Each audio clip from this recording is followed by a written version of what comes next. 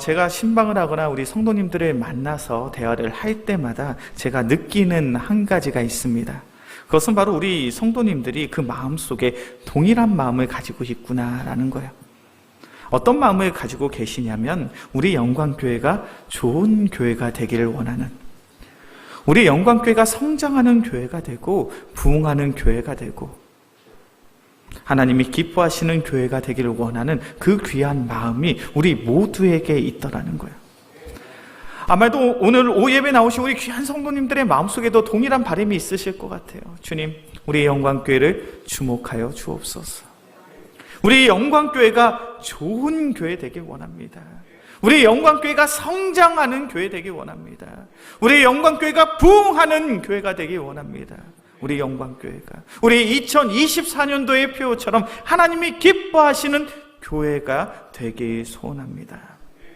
그러한 바람, 그러한 소망이 우리의 마음속에 있으니까요, 저에게 이런 질문을 하실 수 있을 것 같아요. 목사님, 우리가 영광교회가 좋은 교회 되길 원하는데 어떻게 해야 우리 영광교회가 좋은 교회가 될 수 있습니까? 우리 성도님들이 저에게 그렇게 질문을 하신다면 저는 그 질문에 이렇게 대답을 할 수 있을 것 같아요. 독수리가 두 날개를 가지고 멋지게 비상하며 날아오르는 것처럼 우리 영광교회도 두 날개가 있어야 비상할 수 있습니다. 날아오를 수 있습니다. 제가 이렇게 대답을 한다면 우리 성도님들이 다시 물어보겠죠. 목사님, 그 말이 참 멋있는 말인 것 같아요. 참 멋진 말인 것 같아요. 그런데 우리 영광교회가 가져야 할 이 두 날개가 무엇입니까? 그렇게 질문하신다면 저는 이렇게 대답할 것 같아요. 하나는 대그룹 우리의 예배입니다. 우리의 예배가 하나님이 기뻐하시는 참된 예배가 되어질 때 우리 영광교회는 성장할 수 있고요. 다른 하나의 날개는 우리 영광교회 소그룹 모임, 우리 영광교회 구역 모임이 아름답게 이루어질 때 우리 영광교회는 두 개의 날개를 가지고 아름답게 비상할 수 있습니다. 이렇게 대답할 것 같아요. 우리가 신앙생활을 함에 있어서 우리의 예배가 얼마나 소중하고 중요한지 그것은 아무리 강조하고 또 강조해도 지나침이 없습니다. 그런데 우리가 신앙생활을 하면서 우리의 소그룹 모임, 우리의 구역 모임은 때론 소홀히 생각할 때가 참 많은 것 같아요. 그런데 성경의 말씀을 보면, 특별히 예수님의 공생의 사역을 보면 예수님께서 그 귀한 제자들을 어떻게 양육하고 어떻게 훈련하셨는가, 이 두 날개로 양육하고 훈련하셨더라는 거예요. 예수님은 많은 무리의 사람들과 함께 그 제자들을 가르치고 말씀으로 훈련하셨습니다. 예수님이 따라다니는 많은 무리의 사람들이 있었죠. 적게는 수백 명, 많게는 수천 명, 수만 명의 사람들이 예수님을 따라다녔습니다. 그럴 때마다 예수님은 그 많은 무리의 사람들에게 하나님의 말씀을 선포하셨죠. 복음을 증거하셨습니다. 그리고 그 말씀을 통하여 그 선포된 하나님의 천국 복음을 통하여 그들이 훈련받고 그들이 양육받았다는 거예요. 그런데 중요한 것은 제자들의 그러한 양육과 훈련은 거기에서 맞춰지지 않았다라는 거예요. 우리가 잘 아는 것처럼 예수님의 제자들은 예수님과 3년 동안 동고동락했습니다. 예수님과 함께 나누었어요. 소그룹 모임을 가진 거예요. 그 적은 소그룹 모임을 통하여 예수님은 말씀하시고 자신의 삶을 통하여 참된 성도의 삶이 무엇인지 그 제자들에게 양육하시고 그 제자들을 훈련하시더라는 거예요. 우리 영광교회가 좋은 교회가 되길 원하십니까? 그렇다면 우리는 대그룹 우리의 예배가 하나님이 기뻐하시는 참된 예배를 드리는 것은 물론이요, 우리의 구역 모임 또한 하나님이 원하시는 아름다운 모습으로 우리가 모임을 가질 때 우리의 영광교회가 바로 좋은 교회, 하나님이 기뻐하시는 교회, 성장하는 교회, 부흥하는 교회가 될 줄로 믿습니다. 그렇게 우리의 삶 속에 이 팬데믹 시대가 참으로 큰 어려움으로 우리의 삶 속에 다가온 거예요. 코로나 바이러스의 창궐함과 확산으로 인하여 우리가 무엇이 힘들었습니까? 모이는 것이 힘들었잖아요. 코로나 바이러스가 창궐하고 확산됨으로 인해서 언제부터인가 모이지 않는 것이 미덕이던 그러한 시대를 우리는 맞이하더라는 거예요. 예전에 어떠했습니까? 교회에 나오는 것이 중요했어요. 교회에 모이는 것이 중요했습니다. 교회에 함께 예배 드리는 것이 중요했어요. 그래서 우리의 삶 속에 가장 중요한 것이 있다면 모이는 것이 너무나도 중요했습니다. 그런데 팬데믹 시대가 우리의 삶 속에 도래한 이후 어떠합니까? 모이지 않는 것이 미덕인 시대가 되었잖아요. 한 분이라도, 한 명이라도 더 적게 나오는 것이 오히려 미덕이 되는 그러한 시대. 그러다 보니 예배에 나오지 않는 것은 물론이요, 소그룹 모임, 구역 모임을 하지 않는 것도 너무나도 당연한 그런 시대에 우리가 3년 동안 살아갔더라는 것. 그리고 팬데믹 시대가 끝났습니다. 다시 모이기에 힘쓰고 있죠. 한국교회가 얼마나 주일 예배를 회복하기 위하여 애쓰고 수고했는지 몰라요. 그래서 주일 예배 인원은 많이 회복이 되었다라고 이야기를 합니다. 우리 영광교회도 그래요. 코로나 이전의 인원이나 코로나 이후의 인원이나 이젠 비슷한 인원이 예배 자리에 나와서 예배를 드리고 있습니다. 예배 인원은 많이 회복이 됐어요. 그런데 중요한 것은 우리의 소그룹 모임, 우리의 구역 모임이 어떠한가라는 것이죠. 아마 신앙생활 하시면서 그런 경험 해보신 적 있으실 거예요. 신앙생활 하면서 신앙의 좋은 습관, 새벽 기도에 나오는 거, 주중에 예배에 나오는 거, 구역 모임 하는 거, 이런 신앙의 좋은 습관을 가지는 것은 참으로 오랜 시간이 걸립니다. 지금도 새벽 기도에 나오시는 것이 힘들다라고 이야기하시는 권사님들이 계실 거예요. 왜냐하면 새벽에 나와서 기도한다는 것이 결국 그렇게 쉬운 일이 아닙니다. 그렇게 새벽 제단을 쌓는 그런 좋은 신앙의 습관을 만들어내는 것은 참으로 오랜 시간이 걸려요. 그런데 문제는 그렇게 좋은 신앙의 습관이 무너지는 것은 한순간에 무너지더라는 거예요. 우리의 구역 모임이 그렇지 않았습니까? 코로나 이전엔 그래도 모이려고 애쓰고, 코로나 이전엔 그래도 우리가 함께 모여서 찬양하고 기도하려고 애썼는데, 코로나 기간을 통하여 우리의 좋은 신앙의 습관이 다 무너져 버렸어요. 모이지 않는 것이 미덕이었으니까요. 그러다가 다시 코로나 팬데믹 시대가 종식된 이후에 다시 모이려고 해보니 어떻습니까? 참 어색해, 참 힘듭니다, 참 어렵습니다. 그렇게 우리 영광교회 2024년도 우리가 가져야 할 신앙의 태도, 신앙의 모습은 너무나도 분명한 것 같아요. 모이기에 힘써야 될 줄로 믿습니다. 우리가 모이기에 힘쓸 때, 우리의 모임 가운데 성령님께서 임재하실 때 바로 우리의 신앙생활이 소망이 있더라는 거예요. 그런 차원에서 이제 오늘부터 우리 영광교회 2024년도에 구역 모임을 개강 시작하려고 합니다. 우리가 구역 모임을 갖고자 할 때 저에게 이렇게 질문하실 수 있을 것 같아요. 목사님, 주일 예배 잘 드렸는데 굳이 소그룹 모임까지 해야 될 필요가 있습니까? 주일에 나와서 열심히 예배 드렸고 교회에 나와서 봉사도 했는데 굳이 구역 모임까지 하면서 우리가 신앙생활을 할 필요가 어디에 있겠습니까? 우리의 구역 모임, 우리의 소그룹 모임을 통하여 하나님이 우리에게 주시는 분명한 신앙의 유익이 바로 우리의 삶 속에 있는 줄로 믿습니다. 오늘 본문의 말씀이 바로 우리가 소그룹 모임, 구역 모임을 가질 때 우리가 어떠한 신앙의 유익을 누릴 수 있는가, 바로 그것을 우리에게 말씀하고 있죠. 유다서 1장 20절과 21절의 말씀입니다. 유다서 1장 20절과 21절의 말씀 함께 봉독합니다. 사랑하는 자들아, 너희는 너희의 지극히 거룩한 믿음 위에 자신을 세우며 성령으로 기도하며 하나님의 사랑 안에서 자신을 지키며 영생에 이르도록 우리 주 예수 그리스도의 긍휼을 기다리라. 아멘.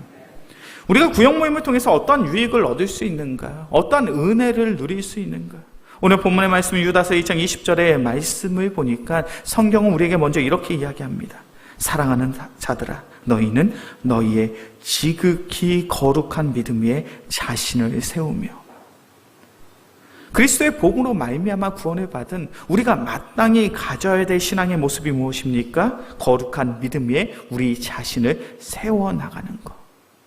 하나님이 우리에게 허락하신 그 믿음 위에 우리가 거룩한 삶을 살아가는 것이 바로 주님께서 원하시는 참된 성도의 삶인 줄로 믿습니다. 특별히 오늘 본문에서 말씀하고 있는 거룩한 믿음 위에 우리 자신을 세워간다.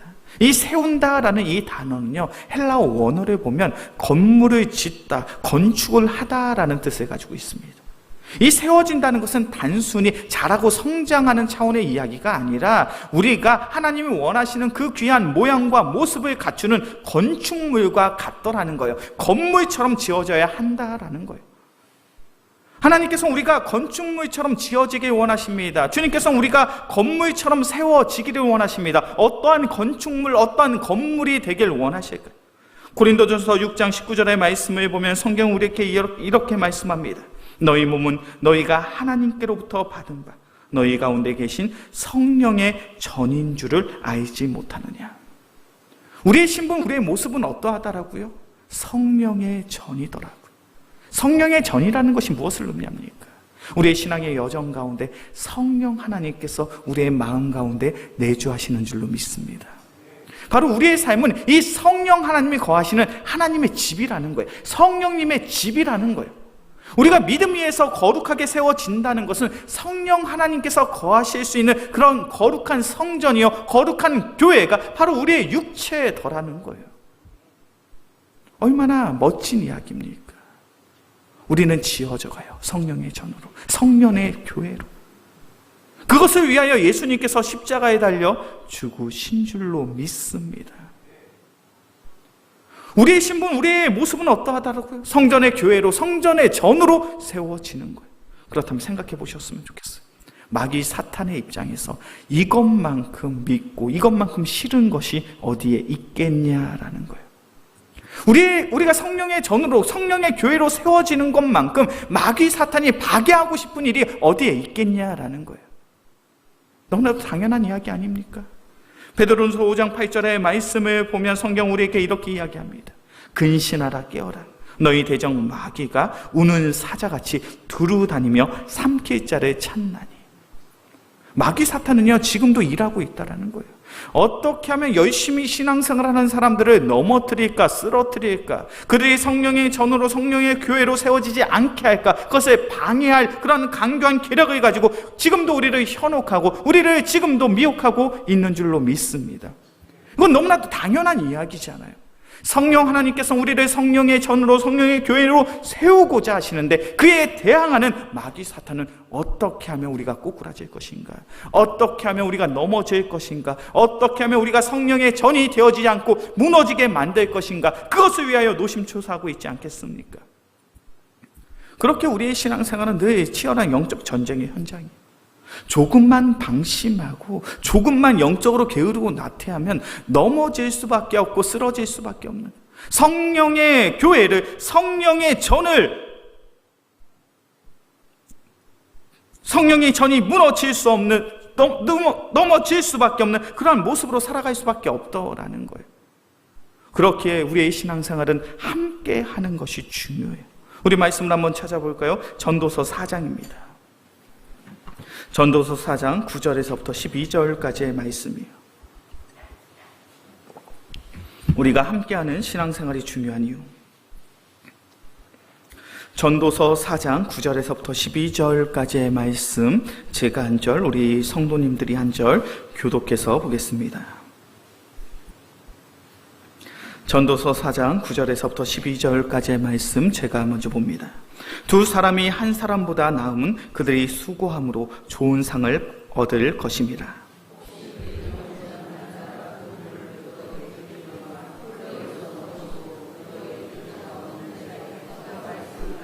또 두 사람이 함께 누우면 따뜻하거니와 한 사람이면 어찌 따뜻하랴.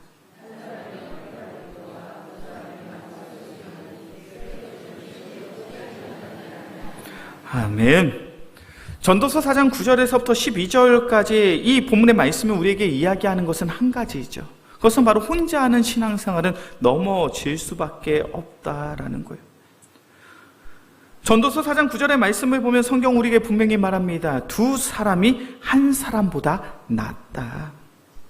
두 사람이 함께할 때 그들의 수고로 말미암아 좋은 상을 얻을 수 있다.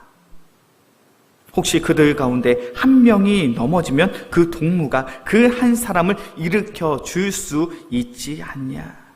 그러면서 10절에서 이야기하는 것이 무엇입니까? 홀로 있어 넘어지고 붙들어 일으킬 자가 없는 자에게는 화가 있으리라. 우리가 혼자 하는 신앙생활이 그렇다는 거예요. 우리가 혼자 신앙생활을 할 수 있습니다. 혼자 예배 드릴 수 있고요. 혼자 기도할 수 있고 혼자 나의 열심을 가지고 신앙생활을 할 수 있죠. 그런데 우는 사자와 같이 두루 삼킬 자를 찾는 그러한 마귀 사탄의 감개함이, 그 계략이, 그 미혹과 유혹이 결코 만만치 않더라는 거예요. 그렇게 우리는 쓰러질 수밖에 없습니다. 넘어질 수밖에 없어요. 근심하며 걱정하며 염려할 수밖에 없습니다. 그런데 우리가 함께 신앙생활하면 어떤 유익이 있습니까? 우리가 넘어졌을 때 그 믿음의 동역자의 도움을 받아 우리는 다시금 일어설 수 있더라는 거예요. 전도서 4장 11절과 12절의 말씀이 분명히 그것을 이야기하죠. 또 두 사람이 함께 누우면 따뜻하거니와 한 사람이면 어찌 따뜻하랴. 한 사람이면 패하겠거니와 두 사람이면 맞설 수 있나니 세 겹줄은 쉽게 끊어지지 아니하느니라. 성경의 가르침은 너무나 분명하죠. 너희가 혼자 신앙생활을 한다면 너희는 넘어질 수밖에 없어. 쓰러질 수밖에 없어. 낙심하고 상심할 수밖에 없어. 그런데 중요한 것은 두 사람만 모여도 너희가 그 마귀 사탄에게 맞설 수 있고, 너희가 셋이서 힘을 모은다면 너희는 결단코 넘어지지 않을 거야. 우리가 신앙생활을 함에 있어서 믿음의 동역자와 함께 신앙생활을 할 수 있다는 것이 얼마나 소중하고 얼마나 중요한 고백인지 몰라요.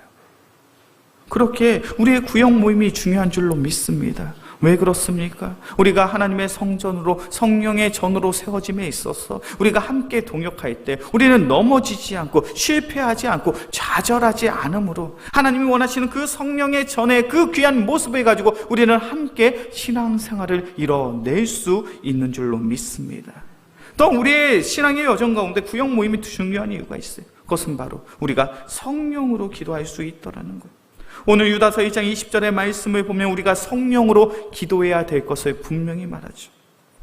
사랑하는 자들아, 너희는 너희의 지극히 거룩한 믿음 위에 자신을 세우며 성령으로 기도하라. 우리가 신앙생활하면서 우리가 소망하고 기대하는 것이 이런 거 아십니까? 우리가 기도할 때 하나님의 뜻을 분별하여 하나님이 원하시는 그 귀한 기도의 제목들을 가지고 우리가 기도합니다. 우리가 간절히 기도할 때 나의 기도 가운데 성령님께서 임재하시고 성령님께서 만져주십니다. 성령님께서 일으켜주셔요. 성령님께서 회복해 주시는 놀라운 은혜가 우리의 삶을 통해 나타나길 원하지 않냐라는 거예요. 그런데 이런 성령의 은혜를 체험함으로 기도하기 위해선 우리가 함께 기도해야 되더라는 거예요. 그 이야기가 마태복음 18장에 기록되어 있습니다. 우리와 함께 말씀을 볼까요? 마태복음 18장 19절과 20절의 말씀이에요. 마태복음 18장 19절과 20절의 말씀.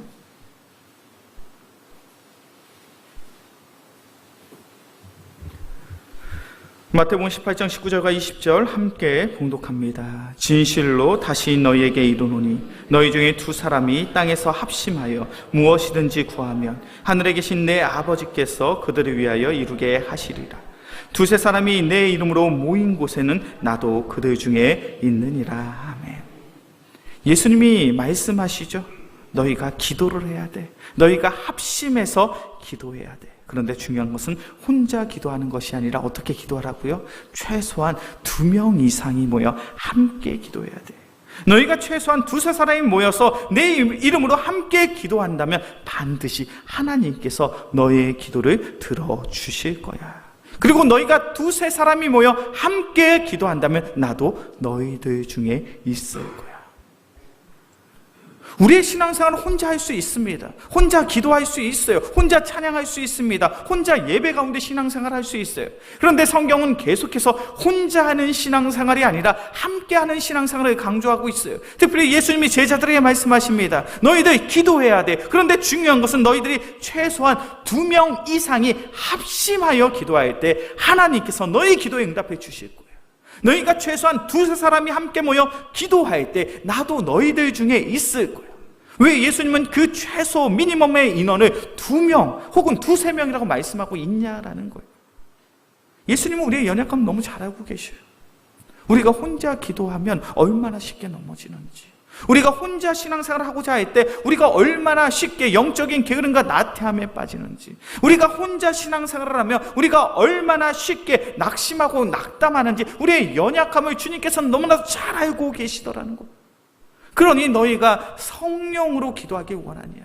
너희의 기도 가운데 성령의 임재하심이 있길 원하느냐? 그렇다면 모여서 기도하라는 거예요. 최소한 2명, 3명이 함께 모여 그 기도의 제목을 가지고 기도한다면 반드시 하나님께서 너희의 기도에 응답해 주실 거야. 그래서 우리 구역 모임이 중요한 거예요. 왜 그렇습니까? 우리가 구역 모임을 해야 나의 기도 제목을 나눌 수 있잖아요. 제가 사역을 하다 보면요, 정말 저에게 용기를 내서 기도의 제목을 이야기해 주시는 성도님들이 계셔요. 근데 제가 전제하고 있습니다. 용기를 내서. 목사에게 기도 제목 이야기하는 것이 결코 쉽지가 않으신 것 같아요. 저는 알고 있어요. 우리 집사님이 어떤 병에 걸려서 어떤 어려움이 있는지, 지금 이 상황이 얼마나 힘들고 어려운 상황인지 다른 성도를 통해 그 이야기를 전해 들었습니다. 그런데 정작 그 어려움이 있는 성도님들은 저에게 이야기하지 않으시더라고요. 함께 기도 제목을 나눈다는 것은 결코 쉬운 일이 아닙니다. 기도 제목이 있을 때마다 목사를 찾아온다는 것이 결코 쉽지가 않으신 것 같아요. 그런데 우리는 구역 모임을 통하여 좀 더 쉽게 우리의 기도 제목을 나눌 수 있어요. 우리는 구역 모임을 통하여 우리의 기도의 제목을 함께 나누고, 그 기도에 응답하시는 신실하신 하나님의 놀라운 은혜와 은총을 바로 우리는 우리의 삶을 통하여 누리게 될 줄로 믿습니다. 세 번째로요, 우리는 우리의 구역 모임을 통하여 예수님의 사랑을, 하나님의 사랑을 나눌 수 있는 줄로 믿습니다. 오늘 본문의 말씀 유다서 1장 21절의 말씀을 보면 우리가 하나님의 사랑 안에서, 그리스도의 사랑 안에서 살아가야 됨을 분명히 말씀하고 있죠. 유다서 1장 21절의 말씀인데 자막으로 준비되어 있죠. 우리 함께 봉독합니다. 하나님의 사랑 안에서 자신을 지키며 영생에 이르도록 우리 주 예수 그리스도의 긍휼을 기다리라. 아멘. 우리는 어디 안에 있어야 된다고 이야기합니까? 하나님의 사랑, 주님의 사랑 안에서. 그리고 우리 공동체는 어떠한 공동체가 되어야 됩니까? 주님의 사랑을, 주님의 긍휼하심을 기다리며 그 안에서 함께 사랑을 나눌 수 있는 영적 공동체가 되어야 한다. 우리가 신앙생활하면 가장 중요한 신앙의 원리가 무엇입니까? 한 율법사가 예수님을 찾아갔어요. 우리에겐 600개가 넘는 그 귀한 율법들이 있는데 그 중에 가장 귀한, 가장 중요한 계명이 무엇입니까? 그 질문 속에 예수님의 대답은 너무나도 확고하시고 분명하였어요. 내 마음을 다하고 목숨을 다하고 뜻을 다하여 주 너의 하나님을 사랑하라. 이것이 첫째 되는 계명이요, 둘째도 그와 같으니 내 이웃을 내 몸같이 사랑하라. 우리의 삶 속에 가장 중요한, 주님이 우리에게 허락하신 그 귀한 강령이 무엇입니까? 하나님을 사랑하고 이웃을 사랑하는 거예요. 하나님의 사랑 안에 거하면서 그 사랑을 가지고 우리 주변에 있는 사람들을 사랑으로 섬기는 것이 주님께서 원하시는 참된 성도의 삶이더라는 거예요. 우리 영광교회 귀한 성도님들, 우리 주변에 있는 나의 이웃들, 나의 친구들, 나의 지인들을 사랑으로 섬기고 계십니까? 하나님을 사랑하는 것, 그래도 교회에 나와서 하나님을 사랑한다 고백이라도 하죠. 그런데 중요한 것은 정작 우리의 삶 속에 우리 주변에 있는 사람들을 사랑하고 있냐는 거예요. 내 이웃을 내 몸처럼 사랑하고 있냐라는 거예요. 우리 주변에 있는 이들을 살피고 돌보는 것이 결코 쉽지가 않습니다. 혹시 지난주 주일, 부활주일을 마치며 제가 했던 광고를 기억하십니까? 제가 어떤 광고를 했죠? 부활주일 이 달걀 어떻게 하라고 제가 말씀드렸습니까? 집에 가서 드시지 마시고 가시면서 주님의 부활하심을 증거하시고 나눌 때 사용하십시오. 제가 그렇게 광고했잖아요. 다 기억하시죠? 전혀 기억하지 못하시는 것처럼 그런 표정을 짓고 계시는데, 그런데 그런 광고는 저만 했을까요? 아니요. 부활주일을 맞이하는 많은 교회 목사님들이 저와 같은 광고를 했을 겁니다. 어느 교회도 부활주일 달걀을 나눠주면서 이 달걀 잘 삶아진 거 집에 가서 맛있게 드십시오라고 광고하는 교회는 아마 한 교회도 없었을 거예요. 지난주 주일 오예배를 마치고 제 사모가 이제 부활절 달걀을 가지고 경비실에 찾아갔습니다. 그러면서 그 달걀을 나눠드렸어요. 너무 고생이 많으셔요.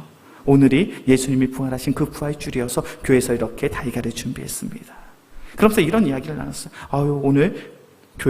오늘 다른 달걀도 많이 받으셨죠? 근데 인사치레로 그런 말을 한 거예요.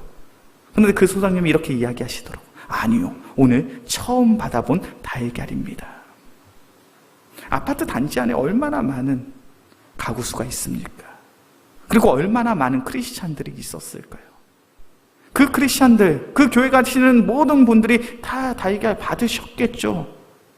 근데 그 달걀이 어디에 있는가라는 거예요. 내가 먹었는가? 우리의 냉장고에 있는가? 내 자녀들에게 주었는가? 우리의 이웃을 사랑한다는 것, 우리의 이웃을 섬긴다는 것은 생각처럼 그렇게 쉬운 일이 아니더라는 거예요. 그러나 성경의 가르침은 분명합니다. 내 이웃을 내 몸과 같이 사랑하라. 그 사랑을 우리는 나눌 수 있어야 돼요. 가장 먼저 우리는 그 사랑을 어디에서 나눠야 됩니까? 우리의 구역을 통하여 그 사랑을 나눠야 될 줄로 믿습니다. 우리와 함께하는 믿음의 동역자도 사랑할 수 없는데 어찌 세상의 불신자들을 사랑할 수 있겠냐라는 거예요. 우리 영광교회 귀한 성도님들, 우리의 구역 모임을 통하여 그리스도의 사랑 안에서 그 귀한 그리스도의 사랑을 우리 성도 간에 아름답게 나눌 수 있는 귀한 믿음의 성도들이 되어지길 주의 이름으로 간절히 축원합니다. 이제 말씀을 정리하겠습니다. 구역 모임이 필요합니다. 우리가 더욱 모이게 힘써야 될 줄로 믿습니다. 왜 그렇습니까?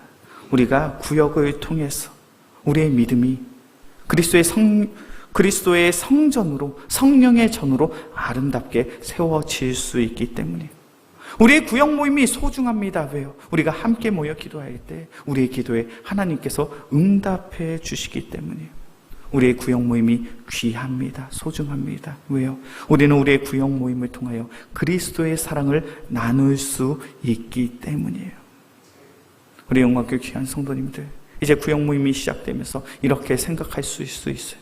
굳이 구역 모임까지 해야 되나? 구역 모임 안 하고도 얼마든지 신앙생활 할 수 있는데, 만약 그러한 마음이 우리의 마음속에 있다면 그 마음은 성령님께서 주신 마음은 아닐 겁니다. 왜요? 오늘 성경의 말씀을 보면 우리는 구역 모임을 통하여 우리가 누릴 수 있는 분명한 신앙의 유익이 있어요. 주님께서 허락하신 귀한 은혜가 있습니다. 우리 영광교회 귀한 구역 모임을 통하여 성령님께서 우리에게 허락하신 신앙의 유익, 신앙의 귀한 은혜를 마음껏 누릴 수 있는 우리 귀한 믿음의 성도들이 되어지게 주의 이름으로 간절히 축원합니다. 기도하겠습니다. 사랑의 주님 감사합니다. 2024년도 우리 영광교회가 구역 모임을 시작하고자 합니다. 우리의 모임을 주님께서 주목하여 주시옵소서. 더욱 모이게 힘써 거룩한 믿음 위에 우리들을 성령의 전으로 세워나가시며 성령으로 함께 기도하고 주님의 사랑 안에서 그 사랑을 마음껏 나눌 수 있는 귀한 은혜의 성도요 믿음의 성도들 되게 하여 주시옵소서. 그래요, 우리의 모임을 통하여 주님께서 예비하신 놀라운 은혜와 은총 마음껏 누릴 수 있도록 주님께서 우리의 모임을 복되게 사용하여 주옵소서. 이 모든 말씀 우리를 사랑하시는 예수 그리스도의 이름으로 기도합니다. 아멘.